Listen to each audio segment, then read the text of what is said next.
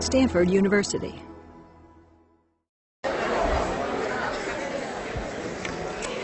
So we pick up from whatever the last day was, and we do our first disciplinary leap as promised at the very beginning of the course.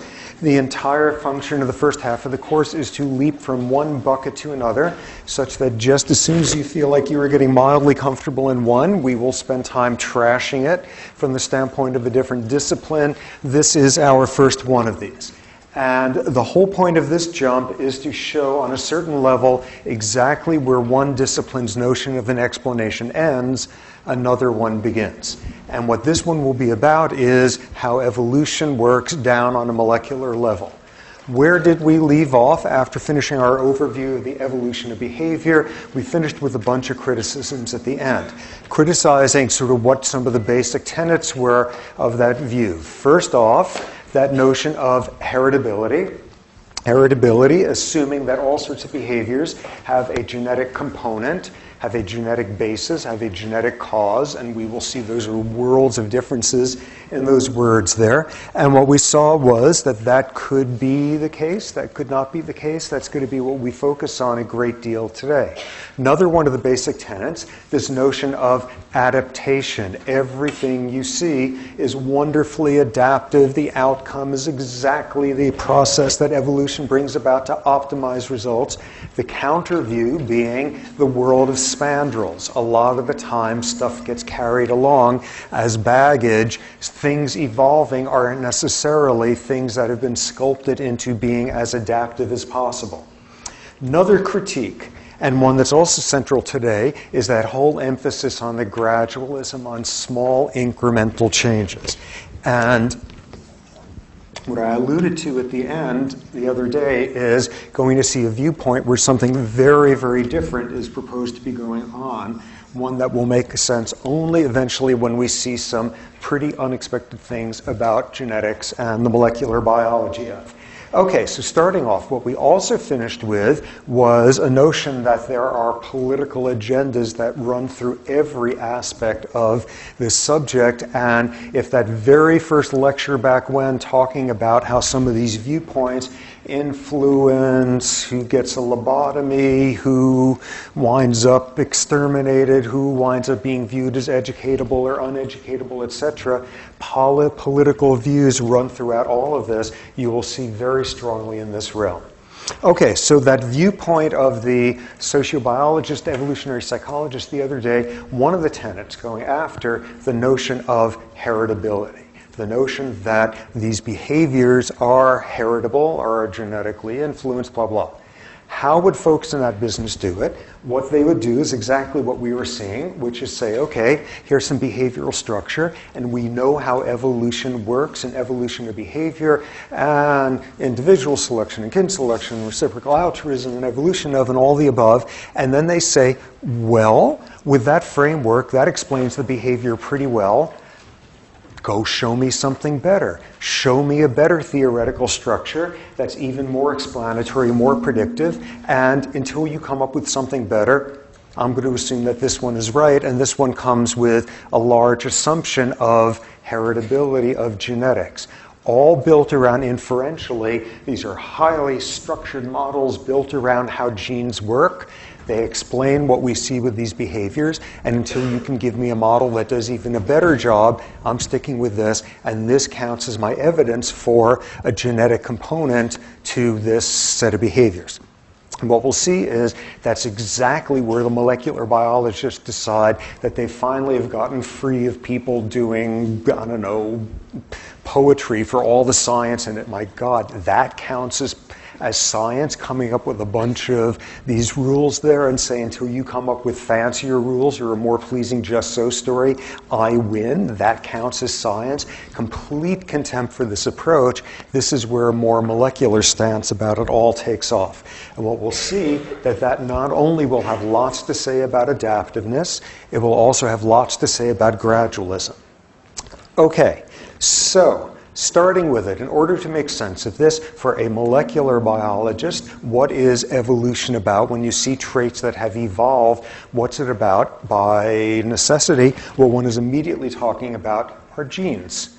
genes, in this case, not as some constructs that one wants to maximize copies of and ones that your cousins have only whatever percentage of in common with you, but genes instead molecules, genes as information, genes as strings of DNA.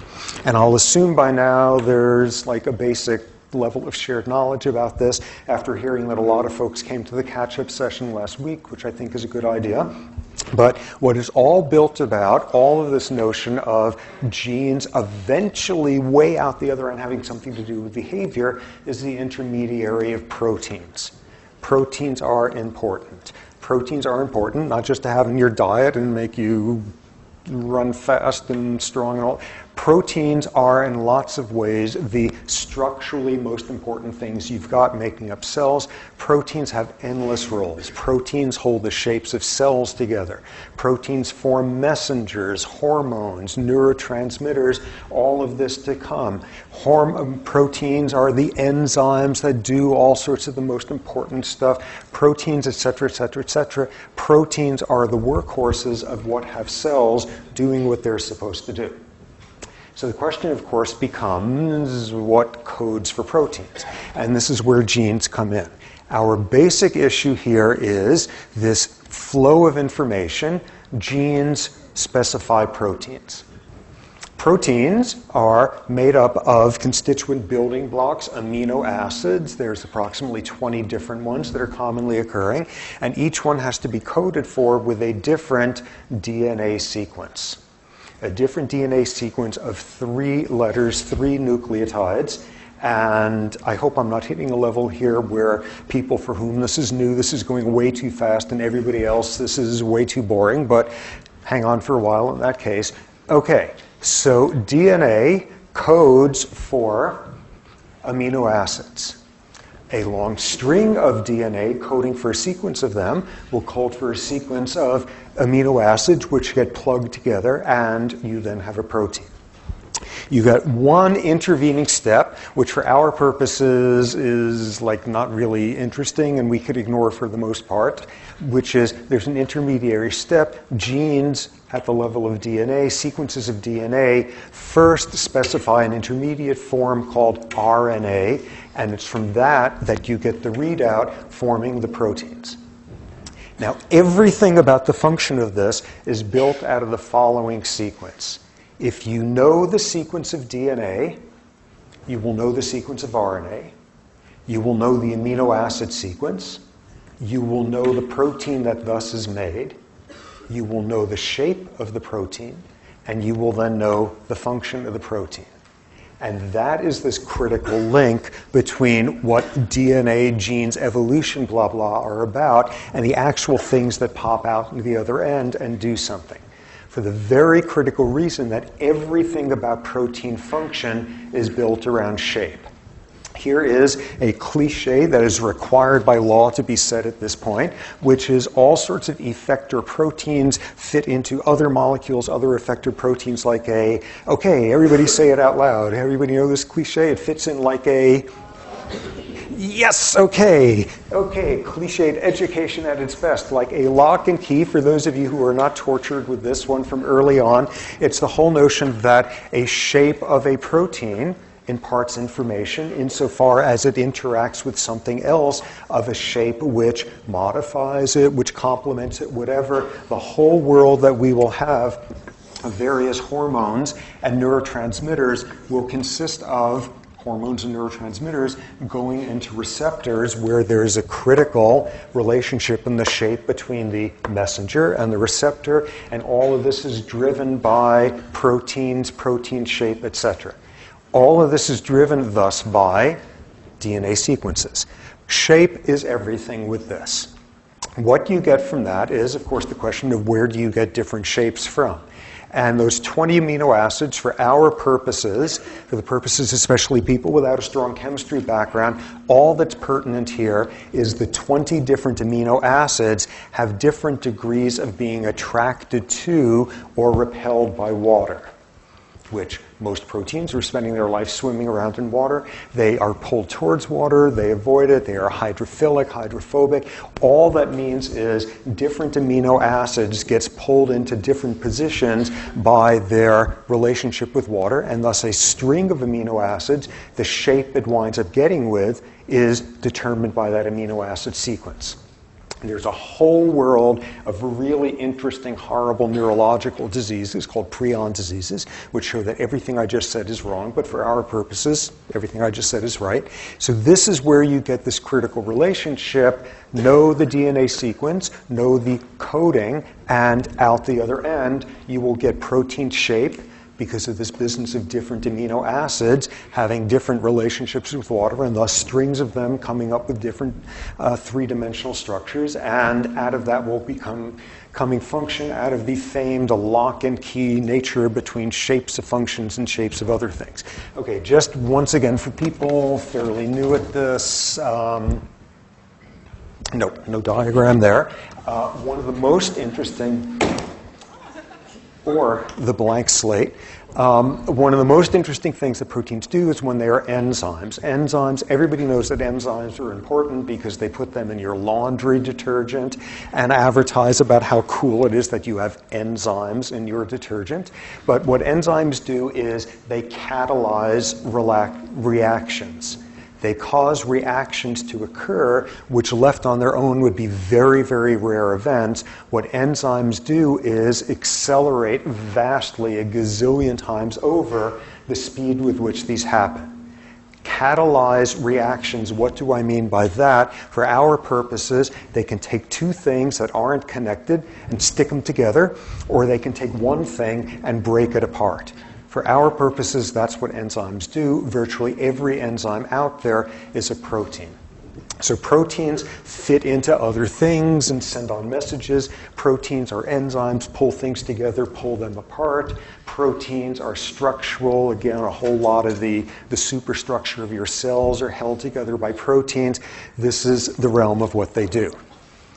Notice here, suddenly there's a change of shape in a protein if it's an enzyme, because what's it doing? In some way, it's got to be pulling apart something or putting something together. The shape in some cases also can change as a function of what this protein is doing with its job. We will see a classic version of that are channels. Channels in which chemicals can flow in or out of cells, ions for chemistry types, channels that will open up under some circumstances, close under others. So protein structure not only gives shape and function, but it gives the circumstances where the shape might change in a functionally relevant way. Okay, so out of all of this comes the central dogma of life, and this was proposed by Francis Crick of Watson and Crick fame. And Francis Crick was the one who formalized saying the central dogma of how life and information flows is DNA to RNA to protein. And that became defining. An entire generation of babies were told that at birth. This is the flow of information. It has been violated in all sorts of interesting ways, which will dominate a lot of what comes. But this was the central dogma. One way in which it's violated, and again, this notion is not DNA to RNA, but the notion of whatever your DNA sequence is, whatever the gene is, whatever structure of a protein it codes for, the flow of information is going to be from DNA, RNA to protein, DNA as running everything. Note the importance of that, and the very statement of this as the central dogma, the canonical flow of information in life, it all starts with DNA. DNA is the one sitting here deciding when information is going to flow from DNA to RNA to DNA as knowing what's happening. And a lot of what we will see shortly is DNA knows squat.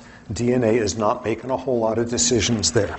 But one simplistic way in which central dogma went down the tubes in the 1970s or so, and one that's tangential here, but just as a first blow against central dogma, one of the things that's interesting is there are things called viruses, and what viruses do for a living is get into organisms. Viruses, in the classical form, being little smidgens of foreign DNA, which are able to get into the DNA of your own, hijack the processes there, and make the cell function for its own parasitic, vicious needs. And so you're changing the starting step of how the central dogma of life, and thus you're going to change RNA, protein, all of that. In the 70s, it became apparent there was one weirdo viral world of viruses made out of RNA. This intermediate form. All sorts of people were extremely upset about this and tried to ostracize the scientists who came up with this and told them there's no way. But eventually what was shown in Nobel Prize winning glory was there's a class of enzymes. Enzymes, they pop up, a class of enzymes that could take the RNA information and turn it back into DNA viral information, and then it does its thing. Huge blow to the central, here's information running from an RNA virus somehow being reversed back to a DNA form, and thus these are called retroviruses. Insert in the DNA, and off they go from there. So this was a major blow. Everybody eventually came to terms with this, but it still is a minor footnote in this Crickean world of everything flows from DNA. It is the Bible. It is the lawgiver. It is the Holy Grail. It is where it all starts. So stay tuned. Okay, so given that framework, one should immediately get mighty impressed with what if something changes in the DNA? What if one of the bits of coding is coded incorrectly? What if we now have on our hands a mutation? And what we will focus on here is classical realms of mutation in genetics and how that plays out in classical gradualist models of evolutionary change, and then see how all of that falls apart when you look at what's really going on. So starting off, what you can have, and again, this is going to be a review for people with a background in this, newcomers to this, hopefully this won't be going too fast, but broadly, when you were talking about this world of micromutations, for our purposes, what we will mean by a micromutation is when one letter in your DNA sequence of information gets accidentally miscopied, or gets changed by radiation, or gets changed by some chemical compound in the environment, some such thing, where there's a mistake and one letter in the DNA sequence comes up wrong. As I noted before, pairs of triplets, there we've got 3 pairs of triplets, and what we've got here is at the DNA level, an amino acid is coded for by 3 base pairs. A triplet, 3 of these, next amino acid coded for, next one coded for. So what we've just raised is the possibility of a mutation occurring. Something changing in one single one, and now asking what are the consequences going to be in classical realms of genetics and evolutionary change. Okay, broadly you can get 3 different versions of stuff going wrong. One is where one of these letters, nucleotides, translating, not essential to have that down, where one of these letters is accidentally changed into another letter, a point mutation. In some cases, point mutations are of no consequence at all. How can that be? For this very simple reason, going through some math here, there are 4 different potential letters. At each one of these sites, DNA comes in 4 different letter types, letter flavors, 4 different types of bases, and thus you can have 4 different ones in the first position. Times 4 times 4, a total of 64 possible 3-step combinations of DNA letters. A possibility of 64 of them, and you're only coding for 20 amino acids. So you use up some of the 64 for signals saying stop or start or thank God it's Friday or who knows what. But what you have, though, is a large redundancy. You have a number of different triplet sequences coding for the same amino acid. There's redundancy in the genetic code. And in general, where you get that redundancy, where you get the differences in 3 triplets, a couple of different triplets that code for the same amino acid, they'll tend to differ in the middle one of the 3 letters. That's the easiest one to have a change, where it doesn't change the overall consequence of it.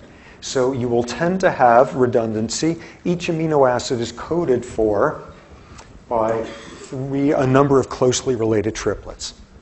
So, first possible type of mutation, this point mutation, where one letter is flipped to another. Potentially, this could be of no consequence whatsoever. If you have flipped to a letter out of the middle one, which happens to leave you with a triplet that codes for the same amino acid. In that case, you have a neutral mutation of zero consequence whatsoever. So that's not a very exciting mutation. In some cases, you can have a single point being changed where you wind up with a different amino acid coded for. And that's most typically if it's a mutation in here or here, rather than the boring middle one, you get a different amino acid. Is that the end of the world? Often not at all, or only minimally, because a lot of the amino acids have similar feelings and ambivalencies about water, similar responses and similar shapes. It won't be exactly the same shape, but the protein will function somewhat the same. So you could have, in this case, a point mutation, and most people would not find the second line to be impossible to make sense of in the context of the first one.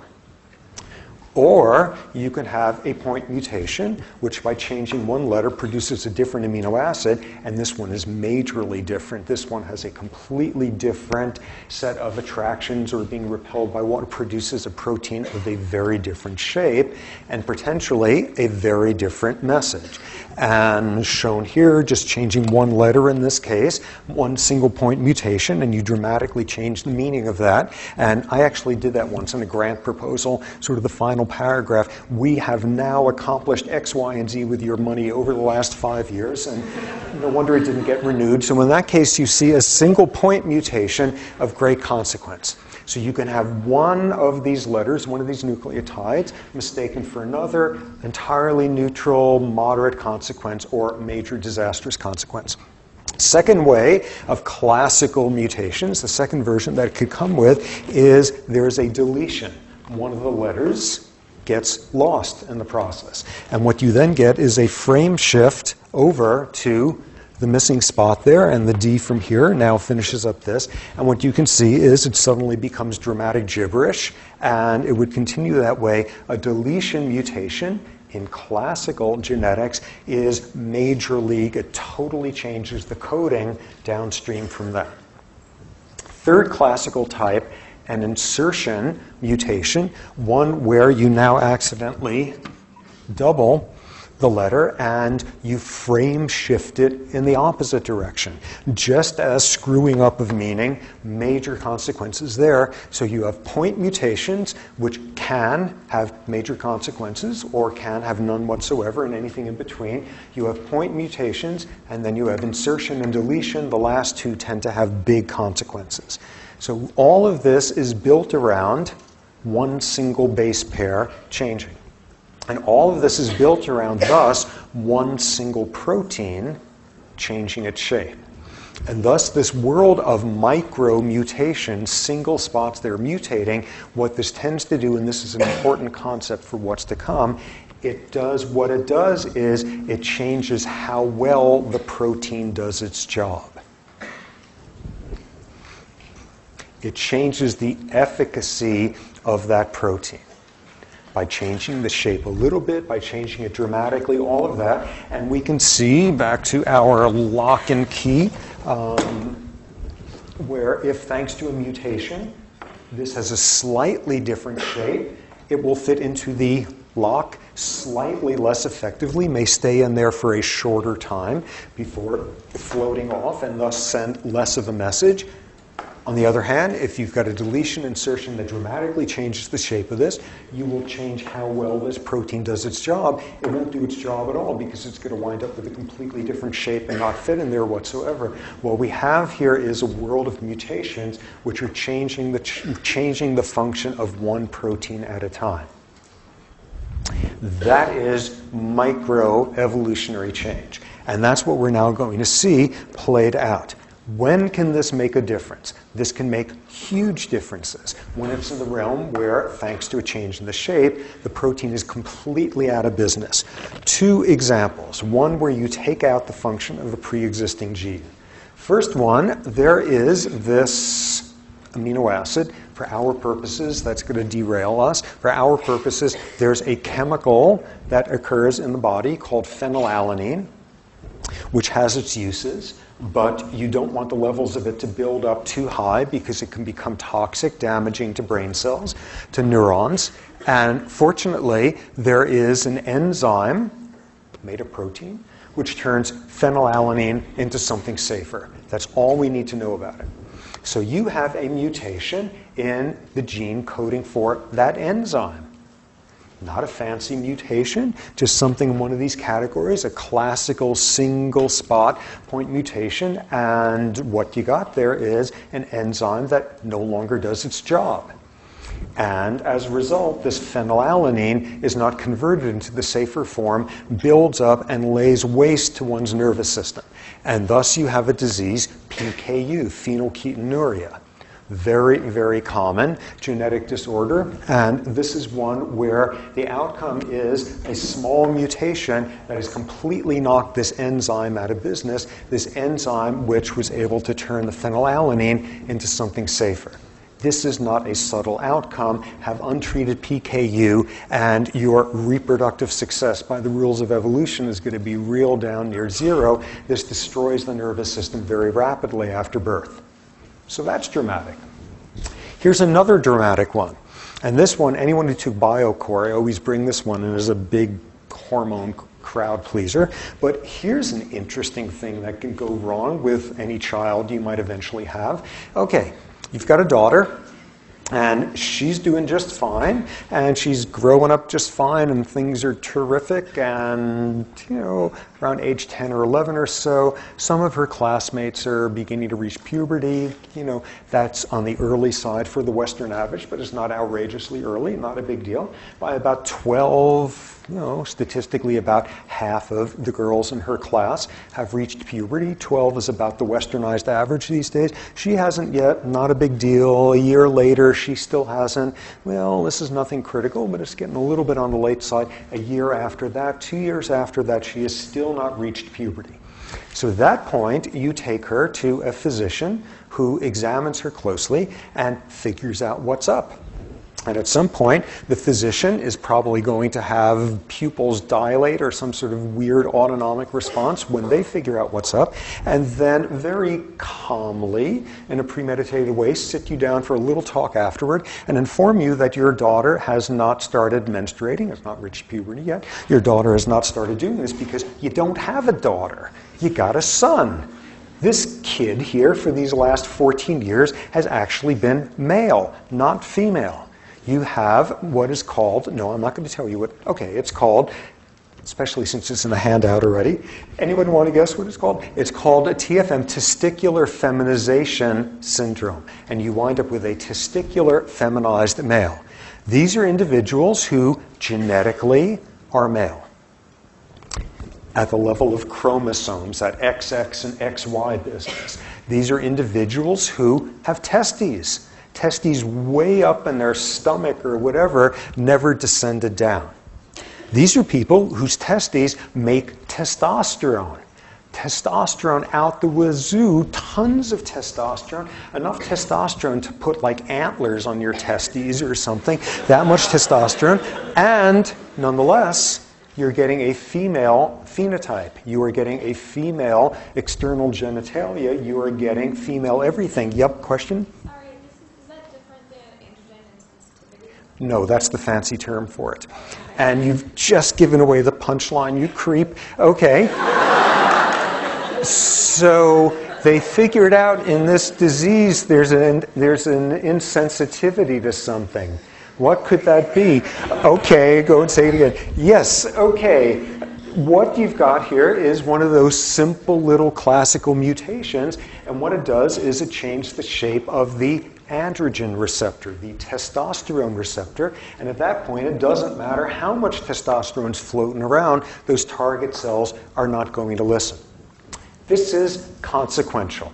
This is a major consequence. This is one of changing gender phenotype, and there is a long and at times absolutely appalling history of what has been done with individuals who have testicular feminization syndrome, what counts as the medically appropriate intervention. There's some horrifying history there that could be straight out of the first lecture in terms of some notions of what counts as normal gender behavior.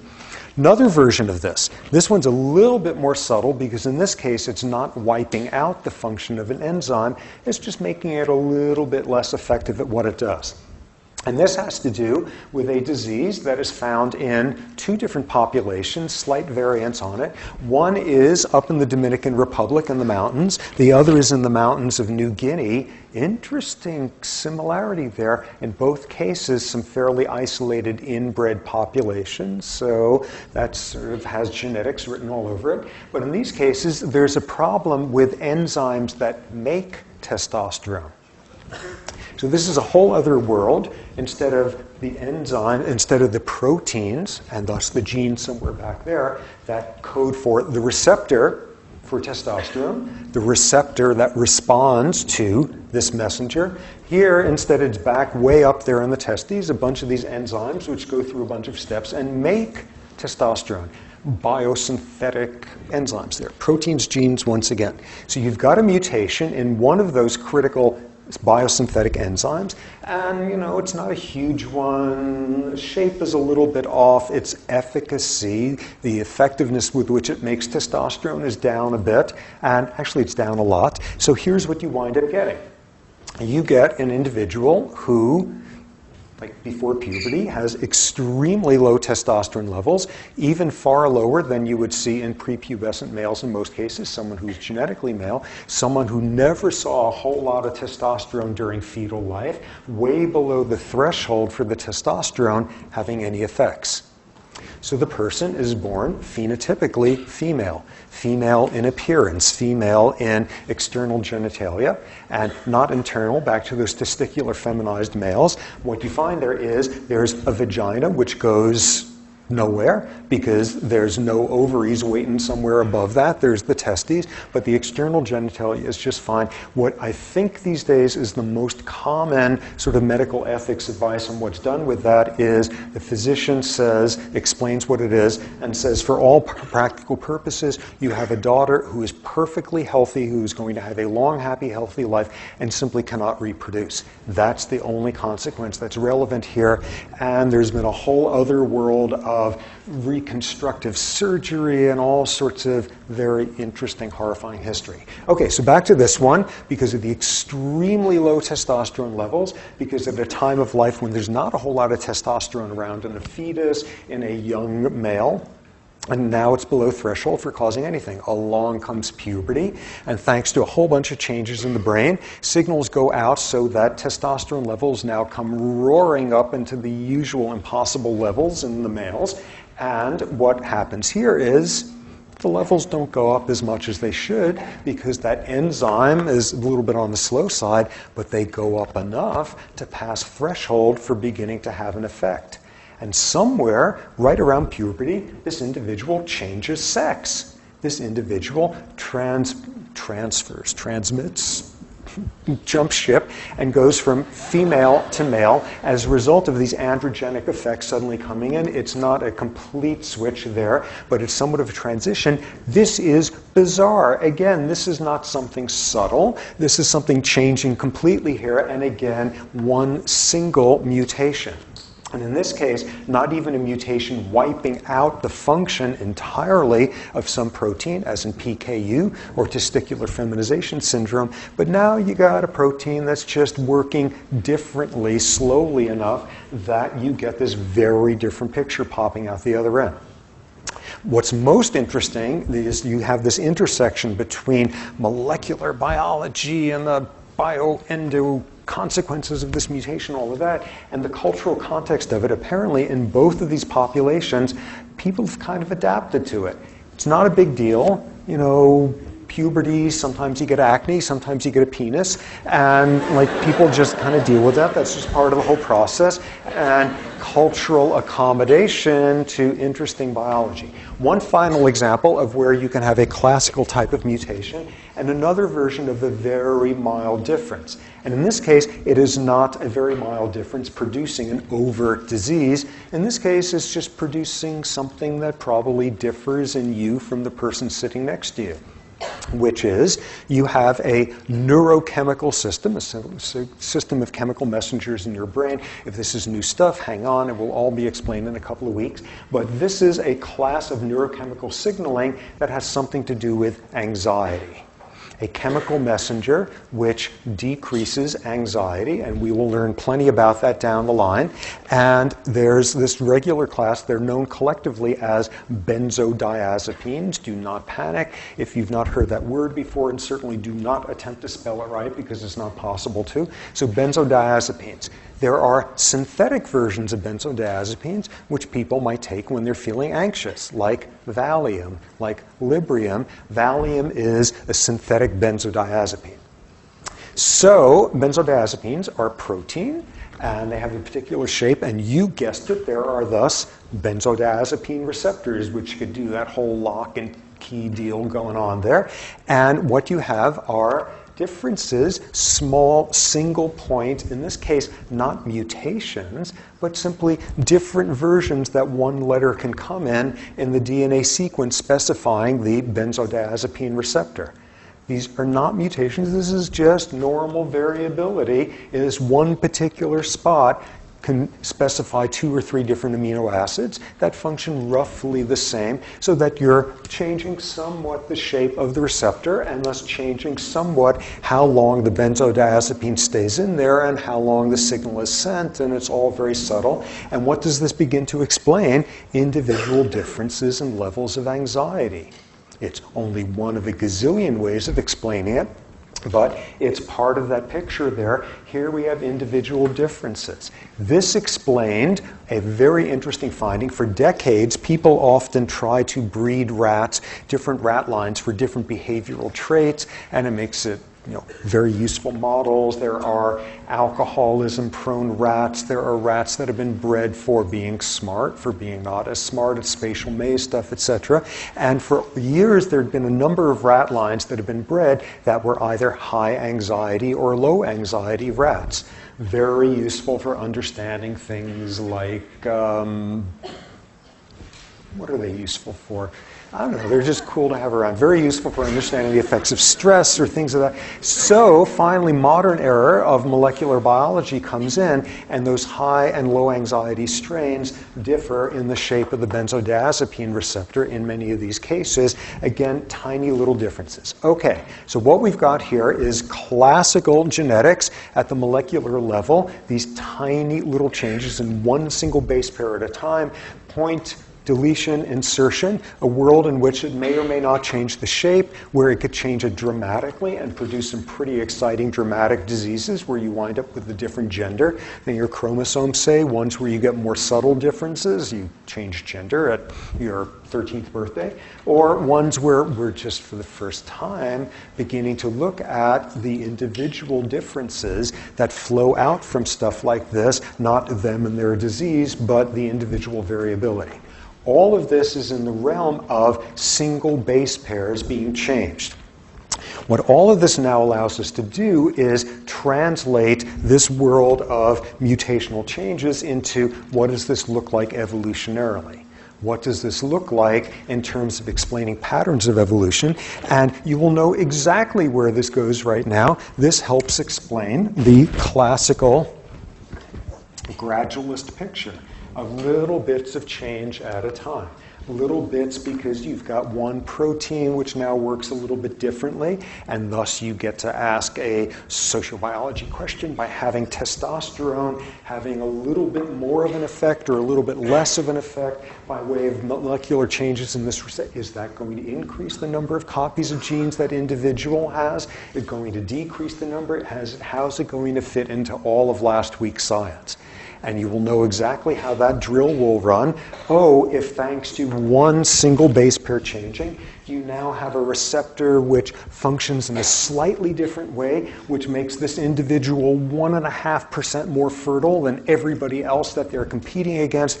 You just wait long enough and come back, and everybody in that population is going to have that different version of it. We can run the logic there. We have variability, Darwinian variability, thanks to a mutation.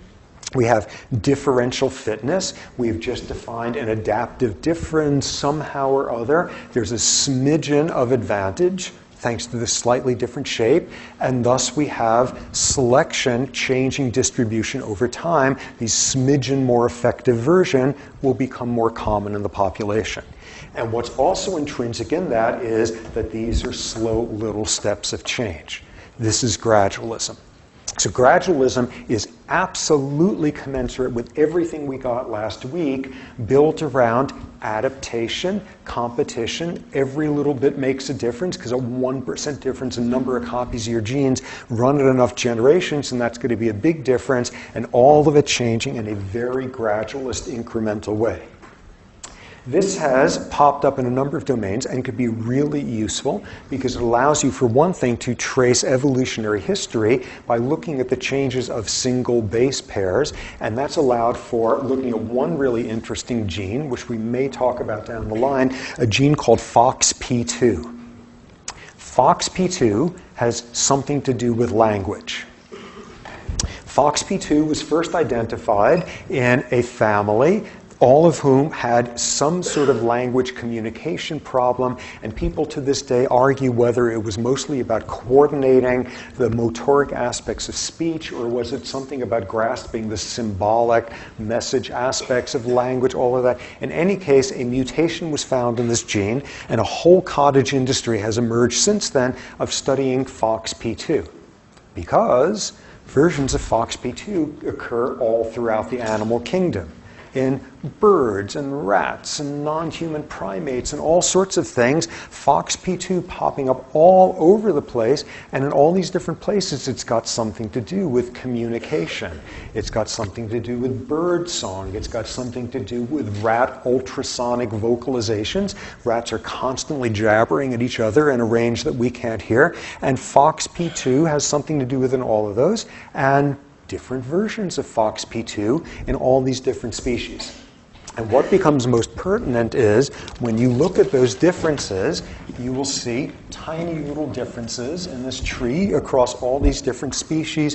One base pair difference between rats and mice, one base pair difference between hawks and elephants, that sort of thing. And then you look out at humans and a whole bunch of changes. A whole bunch of changes in a very short evolutionary period. What this suggests is, no wonder this is producing some very different stuff than these guys, a very different gene.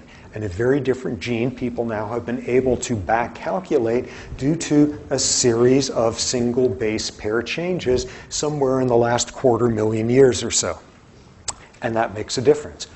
Totally cool, unsettling experiment that was done a few years ago, which was some people taking the human version of FOXP2 and knocking out a mouse line, knocking out their own FOXP2 and sticking in the human version and seeing what happens.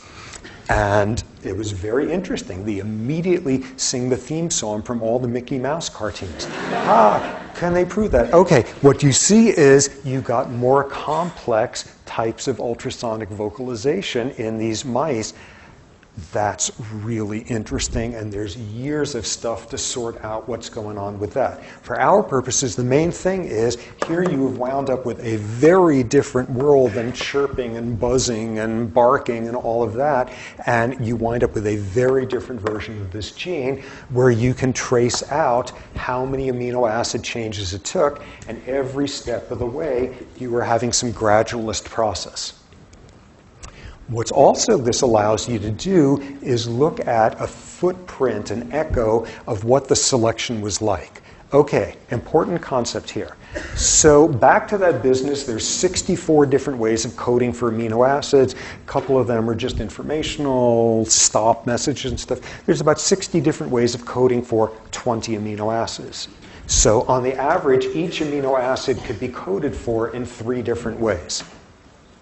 So, suppose you throw in a random mutation, and of those, what you find is, of the 60 possible mutations, 40 of them will not cause a change in an amino acid. Statistically, 2/3 of the time, there will not be a change. So in other words, if you scatter a whole bunch of mutations and you wind up seeing 2/3 are neutral in terms of their consequence, and 1/3 actually causes a change in an amino acid, that's telling you it's happening at the random expected rate of mutations popping up that are either consequential, changing an amino acid, or inconsequential, just coding for a different version of the same amino acid. Now suppose you find a gene that differs, and you look at the ways in which it differs, and 99% of the base pair differences over the course of this 5 million base pair long gene, 99% of the differences make for a different amino acid than beforehand. In other words, at a much higher than expected rate if this was a random process. What is this an echo of? Of very strong selection, of very strongly advantageous traits driven by these changes. Term used, this would be a mark of there having been positive selection for this trait. In other words, the changes that it has gone through over the gazillion years has not been just by random mutational rates of neutral, and remember every amino acid is coded for 3 ways. If 99% of them are consequential, there has been some major hard-ass selection going on there. Alternatively, if you find a long gene with a whole bunch of mutations and 99% of them are neutral, make no change at all, what does that tell you? This protein's function, you do not want to mess with it in the slightest. Even a minor change in the function of it, and you don't pass on copies of your genes, this would be stabilizing selection. Negative selection, strong selection to make sure that this gene and its function downline as the protein does not change. When you look at the number of changes, the burst of mutations over the last 250,000 years or so that differentiated FOXP2 in humans from these other species, it's almost entirely evidences of positive selection. This did not just happen by chance. Every step of coming up with these new versions, these new amino acids in the sequence there, clearly were ones that were positively selected for. A lot of selection brought about this huge difference. Okay, so that begins to give a sense here of how these little changes can occur. At this point, we have to go through one of the all-time confusing things in genetics out there, which is something, 2 factoids and 2 sound bites that seemingly totally contradict with each other. You share, on the average, 50% of your DNA with a full sibling. You share 98% of your DNA with chimpanzees. What's up with that? That seems a little bit unexpected, and those are 2 sound bites that everybody knows. Everybody knows it goes through like basic Mendel, 50%, 100% with an identical gene, identical twin, 50% with a full sibling. You know that song and dance by now. And meanwhile, one of the great sound bites of our evolutionary history and the mark of evolution and what in hell are you creationists thinking is the fact that, oh, humans share 98% of their DNA with chimps. This doesn't make any sense. 1 minute here to be spent on just clarifying that one. That is not contradictory at all. Genes specify, by way of proteins, and now this is taking a bunch of leaps down there, traits, aspects. Genes specify, to be totally simplifying here, genes specify for antlers, for dorsal fins, for petals and pistils and stamen, for kidneys, for it's totally simplifying. So right off the bat, you will have some genetic similarities between 2 different species in that both of them will have genes that code for dorsal fins. You're thinking about 2 different species of whales. So they share genes coding for dorsal fins. Whales have dorsal fins. Neither we nor chimpanzees have genes for dorsal fins. Meanwhile, we have genes coding for a pelvis that is a certain shape, which either in chimps predisposes towards being able to walk bipedal for certain lengths of time. Us as well, you don't find these genes in apple trees. They don't have pelvises that are shaped like those. So when you look at the human and the chimp genome, 98% of the genes code for similar kind of things. We share with chimps an absence of genes for antlers and trunks and tusks and wings or who knows what. And we share all sorts of other genes in common having to do with our shared immune systems, et cetera, et cetera. So 98% of the genes code for similar types of things. So that's where we get the 98% similarity with the chimps from. For each one of those genes, it could come in a couple of different flavors, a bunch of different flavors, and thus asking, not do both you and your full sibling have a gene for opposable thumbs, do you and your sibling have the same type of gene for opposable thumbs? So suddenly that's a different world of variance on each type of gene. So when talking about the amount of DNA shared in common, the genes shared in common with another species, what you're talking about are the types of genes coding for the types of traits. When we're talking about, from last week's notion, 50%, 25%, 12.5%, one brother or 8 cousins, what you're talking about are different versions of particular genes. Important clarification. Okay, so final thing here before the break, which is once again, notice with these models, these point mutations where you can get slight differences in function, and thanks to a 1% difference in fitness and number of copies of genes, you get these gradualist changes. What's intrinsic in that, and where we get the political theme coming through, is thus there's competition everywhere. In terms of the evolution of behavior, the evolution of species, every little bit of genetic advantage will play out in some competitive way, in some little bit of an increase in reproductive success. Okay. Whoa, there's a lot of apples there lit up. Well, that wasn't very subtle. Let's take a break. Whoever did that. Okay, 5-minute break. Are you slightly more fit by the rules of your population's natural selection, sexual selection, whatever, even if that gives you a tiny advantage thanks to this tiny change in this tiny gene, enough generations go by and that trait is going to become more prevalent. Final point there, intrinsic in this, is if every little bit of difference matters in terms of fitness and gene distribution, within the realm of behavior, every little bit of competition matters. A very, very intertwined sort of political, philosophical stance in gradualism as it applies to evolution. Okay, so that's been sitting there around forever. And in the 1980s, suddenly a very different model emerged. And this came from Stephen Jay Gould, who we heard about the other day. Stephen Jay Gould, and the person, the poor schnook who was always lost in this, another evolutionary biologist named Niles Eldredge, who somehow did not quite have the press that Stephen Jay Gould did, so he is lost to history, except for people who know what he's up to, and he's an amazing scientist. But Gould and Eldredge came up with a very different model. And I alluded to it the other day, and drew it right there. And their notion was that gradualism is nonsense. There are not gradualistic incremental changes. Evolution is not being driven by small gradualist changes. Instead, what their model was is that there's long periods of nothing happening, of stasis. Long periods of nothing happening. If there's changes in DNA sequences thanks to mutations, they're not consequential. Or if they're consequential enough to change the fitness of one organism 1%, that's not going to make a difference. Most of the time, no change is occurring.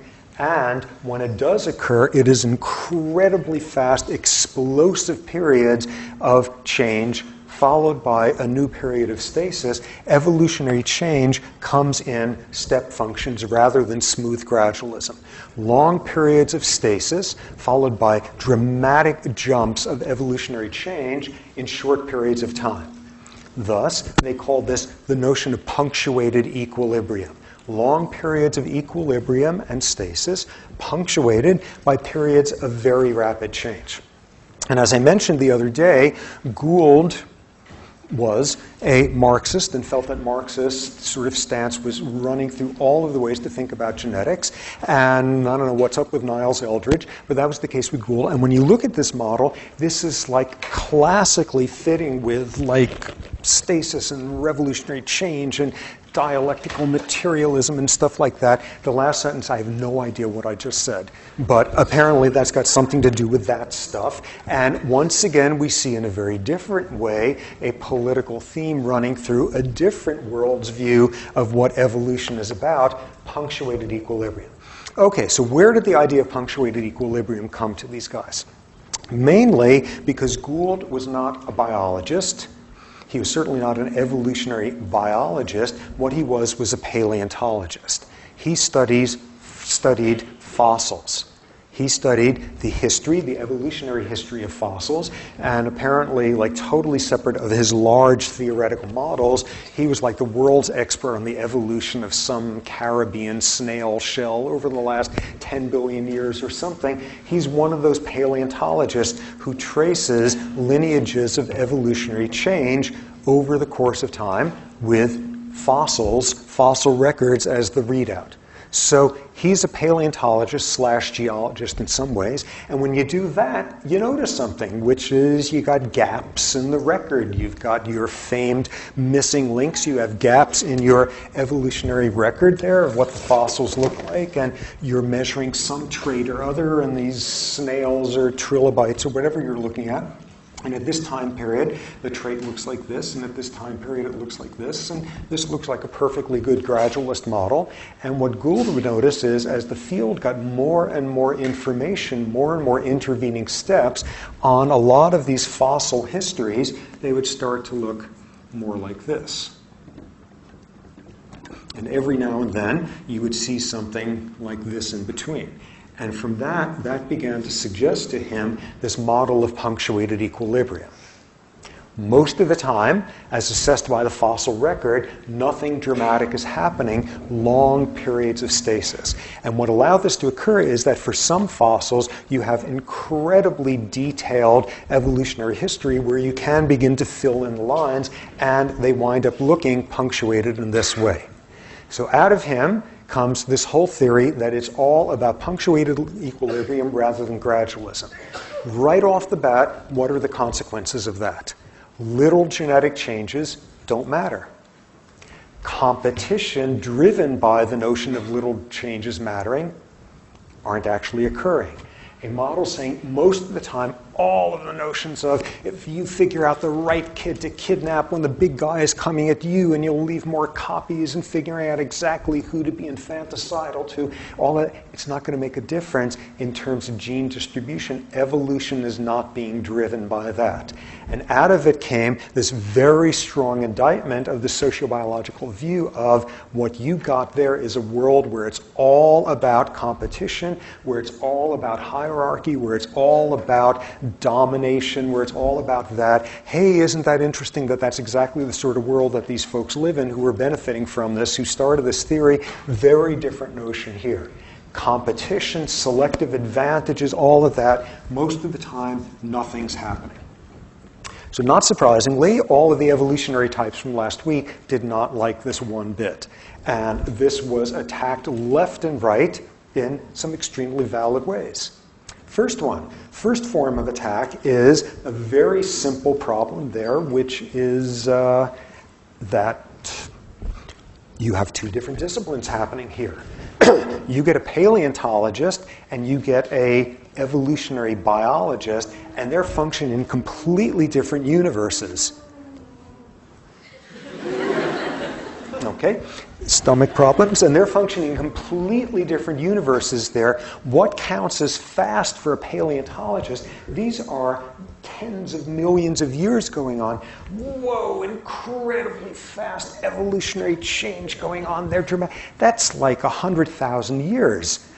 That's like, are you kidding me? Said the biologists, the ones who study one generation at a time. That is asinine. That is ridiculous. This is them imposing models where this has absolutely nothing to do with how evolution actually works. These geologists got completely thrown off, and these paleontologists, led by Gould, simply orders of magnitude different scale of time. Yeah, maybe in some rough approximation of what they look at, but they're not studying evolution because they're not biologists. Next critique. The next one made lots of sense also, which was you're not just an evolutionary biologist, but you're one who thinks about the evolution of the brain or the evolution of skin melanism, or the evolution of eye color, or the evolution of how many chambers in your heart you're going to have, or the evolution of any of these things that will leave no record whatsoever in the paleontological record, because all paleontology is about is shapes of stuff. Fossils. Fossils do not tell you what kind of brain was going on inside that fern. Fossils do not tell you anything about internal organs. Fossils do not tell you anything about behavior. So at this point, all of the evolutionary folks of the school from last week attack and say, yeah, what do they expect? They're studying the most boring possible things, the morphology of organisms. Ooh, just because the fact that humans over the last million years or so have not evolved sort of getting rid of the large trunk and roots that they have during springtime, and now they don't have them. Oh, that morphological change didn't occur, so obviously there's been stasis. Give me a break. What is interesting about evolution and evolutionary change, paleontologists can't pick up because all they can study are forms, morphology. So that was a big attack on these folks. So you've got the Gouldian folks, the punctuated equilibrium people, saying when you look at the fossil record, it's not gradualism. And we've got some really complete ones. And to this day, the majority of fossil pedigrees where there are very, very complete records show patterns of punctuated equilibrium. And back come the rejoinders. This is ridiculous, the time span they talk about. That makes no sense. In this period, humans evolved, doubled their brain size in the length of time that they call a very rapid evolutionary change. Their time span is completely crazy, and they can't study the evolution of anything that's interesting because they study fossils. But in lots of ways, the best rebuttal, the one that most got at these folks advocating punctuated equilibrium, would be the gradualists saying, show me a molecular mechanism. Show me some way in which you can get rapid change and then long stasis, turn that into modern molecular biology, which is occurring 2 minutes after the microevolutionary people were trashing the folks from last week, saying you need to look for the actual genes. It's not enough just to make up stories. And once these folks had assimilated what evolution looks like on the genetic level, mutational level, micro-mutational changes, they loved genetics. They loved the molecular end of it because they could now turn around to the Gouldians and say, show me the genes and show me the mutations that will account for stuff like this, because you can't account for it because we all know classical genetics and mutation. You don't get that. You get gradualism. So this was a period of enormous hostility between the two camps, and the gradualists, called the punctuated equilibrium people, evolutionary jerks. Ha-ha. And the punctuated equilibrium people called the gradualists creeps.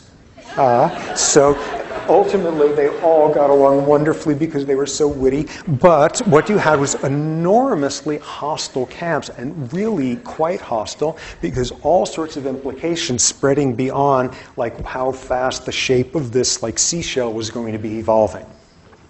And when it first came on in the 80s, all of this controversy, the punctuated equilibrium people didn't have a word to say with the show me the molecular mechanisms. Show me mechanisms for mutation that will produce rapid change. And everything that has occurred since then in the world of molecular genetics that has been most striking has supported punctuated models, ways in which the micro-mutational, microevolutionary stuff of an hour ago is not what's going on an awful lot of the time. Okay, starters. So, simple classical model. What we've got here is a stretch of DNA, and this box symbolizes a sequence of DNA coding for one gene. And next, right next to it, once it finishes, one of those stop codon, stop triplet signals. Right after that comes the stretch of DNA coding for the next gene and the next gene. And this is what DNA is about. It's the sequence of genes there. And what you would obviously then get is this arrow having this intervening step of that RNA stuff, but eventually producing an amino acid that produces a protein of this shape, and this is the protein coded for by this gene, this, and so on, and that's exactly how it works. That's the structure of DNA. Then, though, people began to find that that's not the structure of DNA. And what you began to get instead was something vastly more interesting, which is that for starters, when you look at coding for one single gene, it's not necessarily coded for in one continuous stretch of DNA. In other words, it's broken into little pieces. And you will have a stretch of DNA coding for the first third of the protein, and then a bunch of DNA that's got nothing to do with it. Stay tuned. Then coding for the next third, coding for the next third, that the gene was broken up into separate coding domains. And the term that was given for this was, these were called exons, and the in-between boring stuff were called introns. And this was a major finding, which made no sense whatsoever, because how are you going to get from this to then having a protein which has its normal sequence and shape, where this part was coded for by this exon, exon 1 of this gene, and this from exon 2, this from exon 3. That's a completely different sort of world of stuff. How are you going to do that? Because once you're going to make an RNA that's going to encompass all of this, and that's going to code for something completely different, because you got these introns in between there, and people then guessed something had to exist, which was soon discovered, enzymes called splicing enzymes. And what they did was exactly what you need to do to solve this, which is at the RNA level, these splicing enzymes would come along and they would snip out the part corresponding to here, and another would snip out there, and another one, as an enzyme catalyzing, would stick these two pieces together, and thus you had this utterly bizarre world in which genes, the vast majority of them, are not coded for in a continuous stretch of DNA, but instead are broken up into these separate exons, and then you need these splicing enzymes to clip out the boring in-between parts, the introns, stick them all together, and you've got your functional gene. Weird. Okay, but that's how they work, though. And it was shortly after these were discovered that one of the giants in this business, a guy named David Baltimore, who got the Nobel Prize for some of the work on that reverse process of RNA viruses turning back into DNA, he was the first to really appreciate that what you got here is a potential for a lot of information. Because of, and I think he was the first person to introduce this word into thinking about it, because of the modular construction of genes. Because genes come in these separate exons. What does that begin to allow you to do? Very important stuff.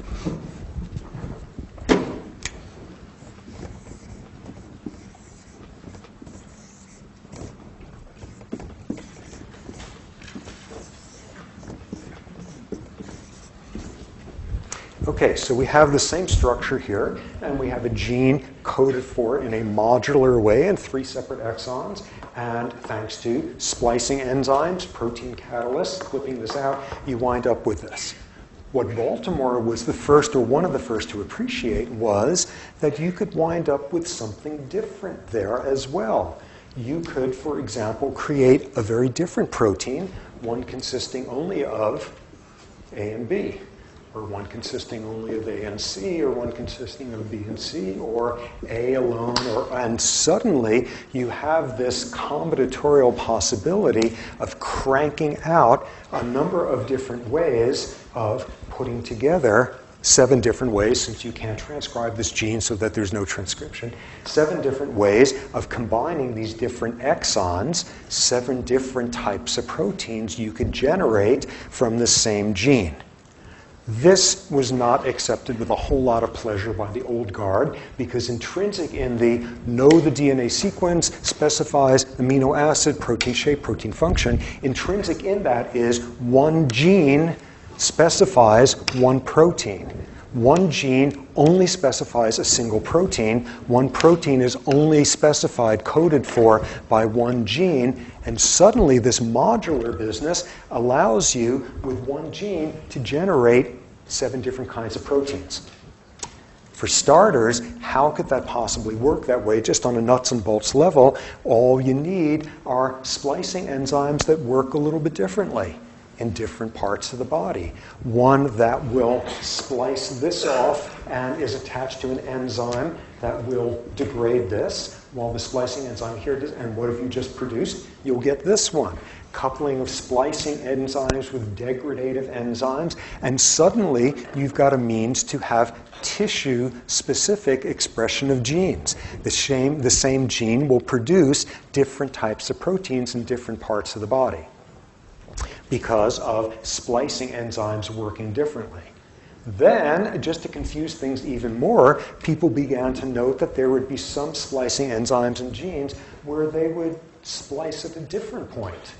And you would now have a gene with A and A prime and other splicing enzymes that would cut at other points, one single sequence of DNA generating all sorts of different types of proteins in different parts of the body, at different times of life, under different circumstances, in different individuals in different ways. Suddenly, there's a lot more information floating around in there. So that was a huge, huge breakthrough in the field, understanding this modular basis of gene construction. And for our purposes right now, what the most interesting consequence of that is it's no longer one gene, one protein. One gene instead can generate all sorts of different types of proteins, different settings, different circumstances. The next thing that was intrinsic in this model that's now been trashed of one continuous gene, what we just figured out is instead you can have the intron, exons, all of that. The next thing that went down the tubes was looking at, well, how much of DNA is actually devoted to coding for amino acids? And the answer was obvious. Like 99.99%, each one of these would just have to have a stop codon, a stop signal at the end. And otherwise, this was just a continuous flow of information once you have factored in these intron things. Okay, so they're part of this gene, but immediately starts the next one. The next major discovery was one gene would very rarely start immediately after the next one. There would be long stretches of DNA in between that didn't code for a protein, non-coding DNA. That's mighty puzzling. Like, what's that, just junk or stuff? And around that time, the phrase junk DNA was actually floating around, people trying to make sense of this. And when people sat and started actually like doing the numbers, out came a number that knocked people on their rears. It was so flabbergasting. 95% of DNA is non-coding. 95% does not code for a gene specifying a protein. In other words, in between here on the average would be a stretch of DNA 19 times the length of that, or whatever the math winds up being, and suddenly calling that stuff junk DNA started seeming a little bit tenuous, because 95% of your DNA just can't be packing material for the whole thing. It's got to be doing something.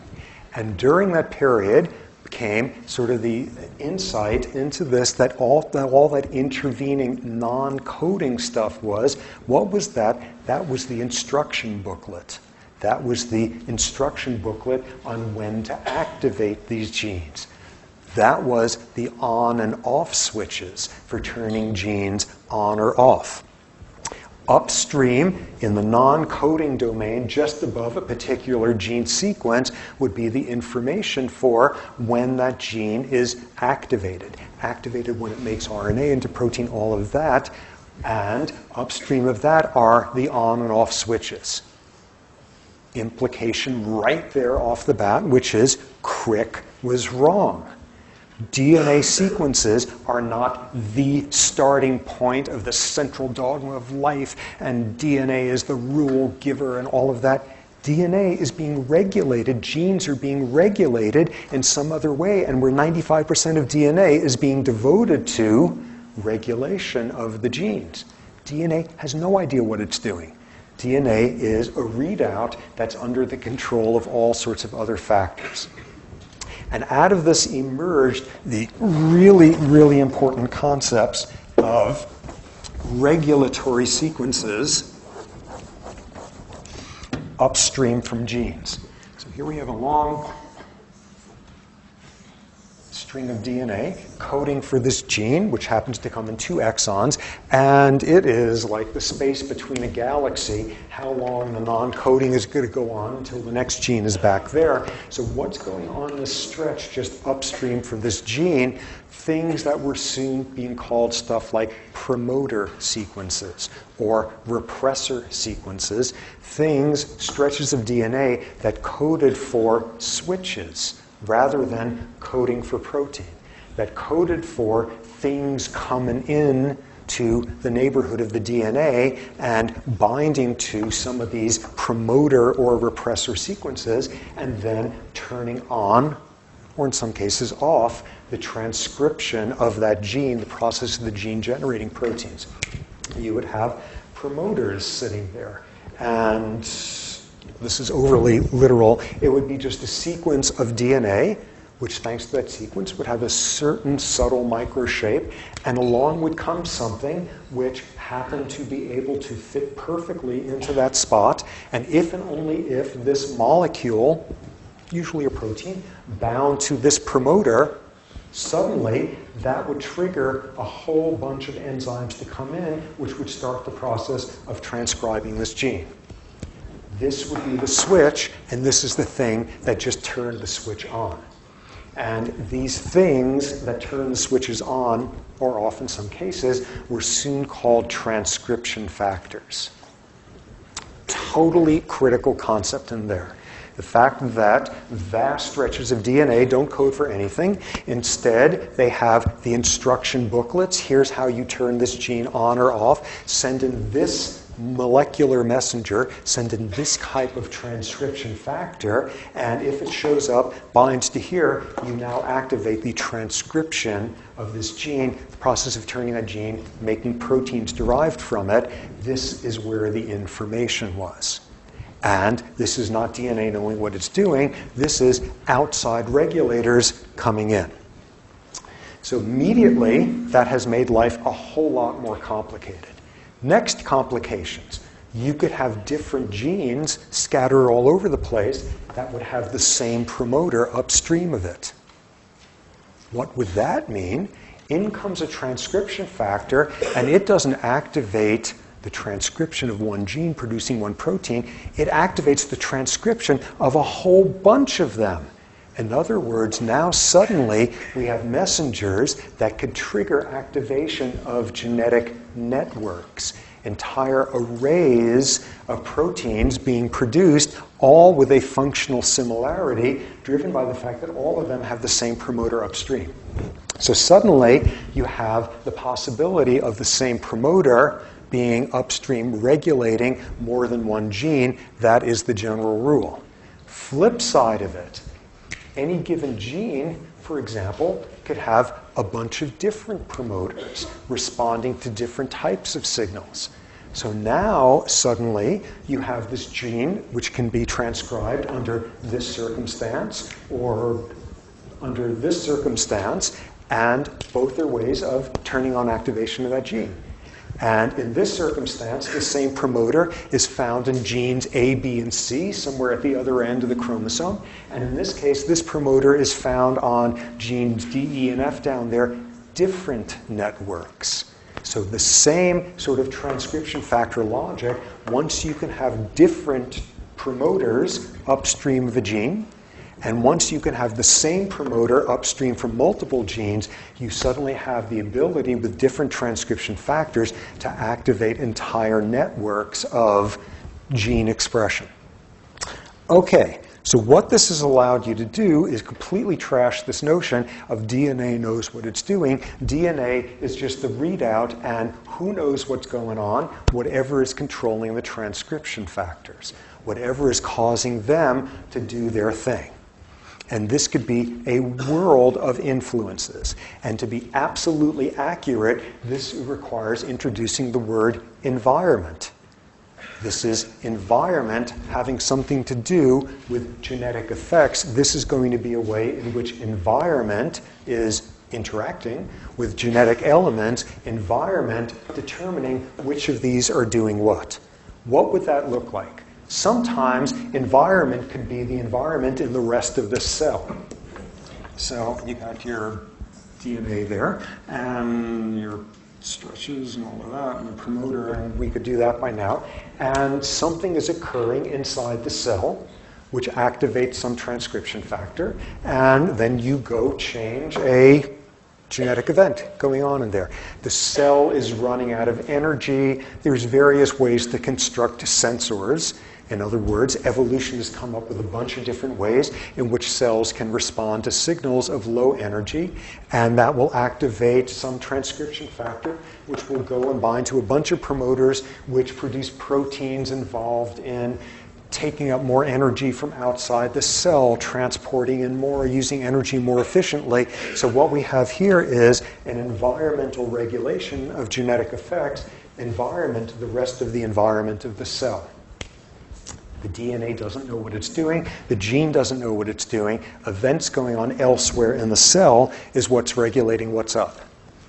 Some of the time, the environment can be even more far-flung. And in this case, it's now events going on outside just this one cell. In this case now, you've got the cell with its DNA, and now instead you have a chemical messenger coming from somewhere else and binds to its receptor like a lock and key, and as a result of this binding, something happens here, which does something here, which does something here, which eventually activates some transcription factor, which goes and does its thing. Now we have gene expression in the cell being regulated by the environment somewhere else in the body. Somewhere else there. What would be a classic example of that? This is what a whole lot of hormones do. Hormones go floating around and they affect cells everywhere throughout the body. By definition, a hormone is a blood-borne chemical messenger. So you could secrete some hormone out of the top of your ear and it will affect things in your little toe. Very far-flung. Hormones will bind to their receptors, lock and key. Most hormones are protein in nature and trigger what's called a second messenger cascade. Jargon. Don't worry about it, just get it conceptually. Activate some transcription factor, deactivate some other and suddenly events going on, 14 counties over there are regulating what proteins are being made in this cell. What would be an example of that? Testosterone, for example. Testosterone secreted from the testes, traveling far and wide and eventually binding to androgen receptors on muscle. And what happens there is, through a pathway like this, turning on the activation of genes, coding for proteins, all sorts of structural proteins that will make that muscle cell bigger. Your muscles are getting bigger thanks to testosterone. Look at this. Events occurring a gazillion cells away in the testes, a messenger here determining what gene expression, what gene activation is happening. Sometimes, though, the environment could be completely outside the organism. Like that. Sometimes you can have, for example, a messenger from the outside world. What sort of messenger? A scary sight, a bit of sensory information, or whatever. Olfactory. olfactory. Suppose some odorant comes in, a pheromone. You're a female rat who has recently given birth, and the pheromones from your babies come floating in and bind to receptors here. Very similar principle again. And that causes them to activate something, and some cell down there. And eventually, there's a cell here that controls some muscles, and it makes your eyes dilate because you love the smell of your baby, and you're just, I don't know if rats have their eyes dilate, but humans will in many of those circumstances. Aha, how do you do that? You just change some structural proteins that did this or that, or suddenly this female is making some hormone like oxytocin as a result of smelling her baby. What have we got here? We got something going on in the outside world regulating what's going on with genes. Genes as the central dogma of life, as the information giver, nonsense. Events going on in the rest of the cell, the rest of the organism, the rest of the universe are determining when genes activate. So what we see now is a much more interesting world of regulation of gene expression. First, the modular ability for one gene to generate all sorts of different proteins, which brings up an issue after a while is, does that count as one gene? And people argue over that. And because of this 95% regulatory sequence business, the most interesting stuff going on with DNA is not what the protein is like, not what the protein does, not how well the protein does it, but when it does it, in what contexts. And what we've just introduced are if-then clauses into this whole world. If you get a signal that there is low glucose in the cell, then you begin to make proteins related to glucose uptake. If you have the smell of your child come in, then you activate this path. It's not changing what the protein is like, it's changing context. And I think what we will see is context is vastly more interesting than whether this protein is a little bit more like this, a little bit more like that. If it is being expressed instead at a different time, in a different place, in a different context, that's much more interesting. So what does that set us up for here? Now beginning to see the organization of this. By the way, 95% this whole stuff here, I don't know what percentage is accounted for by identified promoters and repressors and stuff, but it's a tiny percentage. What that means is there's regulatory stuff going on that no one has a clue about. The main thing, though, here is modulatory structure to genes, introns, exons, and this whole world of the environment regulating when genes are turned on and off, a whole world where you can generate completely different proteins, not a protein that's a little bit more this way, a little bit more that way, in completely different contexts. So all we need to do now is begin to stick this into the molecular biology of mutations and evolutionary change. Where does this begin? Let me just see. Oh, no, before we do that, that's not what we're going to do. We're going to look at one more level of regulation here. Okay, so you got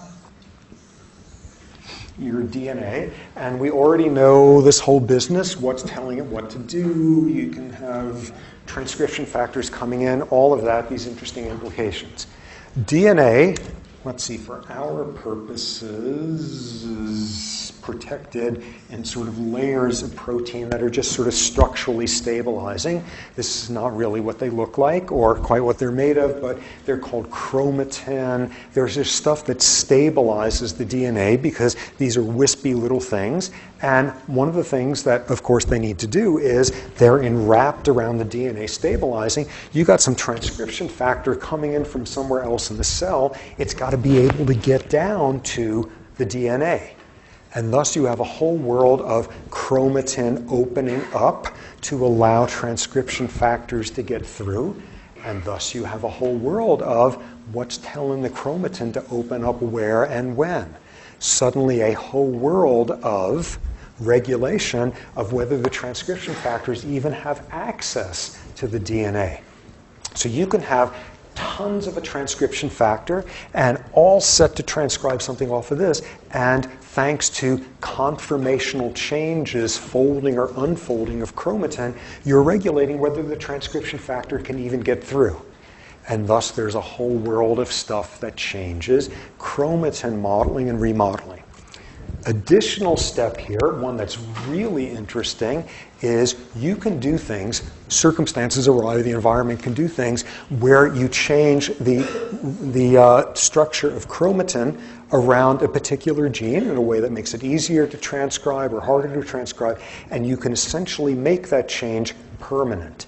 You could permanently do something in some particular stretch of chromatin so it will never open up again to allow the transcription factor in. And what you have just done, jargon, is you have silenced that gene. You've silenced it permanently. And people know a lot of the mechanisms for how this occurs. For those who care about such things, the process is called methylation. This is a little bit different. That's occurring with the DNA itself. But this is silencing of genes by structural access of transcription factors to it.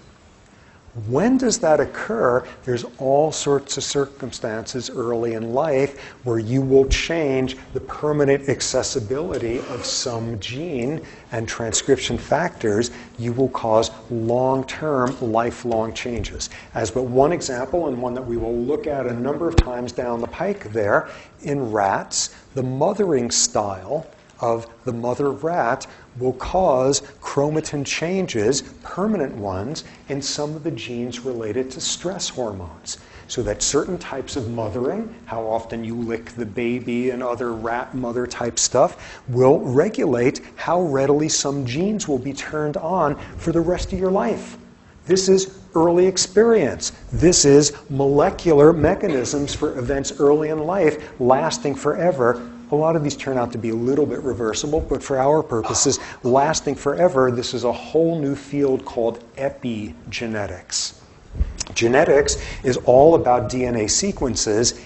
Epigenetics is all about regulation of access to DNA sequences, things of that sort. So suddenly this epigenetic world is entirely capable of overriding anything going on at the transcription factor end. Just to give you a sense of this, researcher, this is a guy at National Institutes of Health, a guy named Steve Sumi, who studies primate social behavior, and what he has shown is in monkeys, in one part of their brain, you change the style of mothering that that monkey is subject to as a baby, and you will change the conformational access state of 4,000 different genes. Enormously influential there. Enormous arrays of ways of regulating where it's not genetics, it's epigenetics. And this has given rise to a great phrase: fertilization is all about genetics.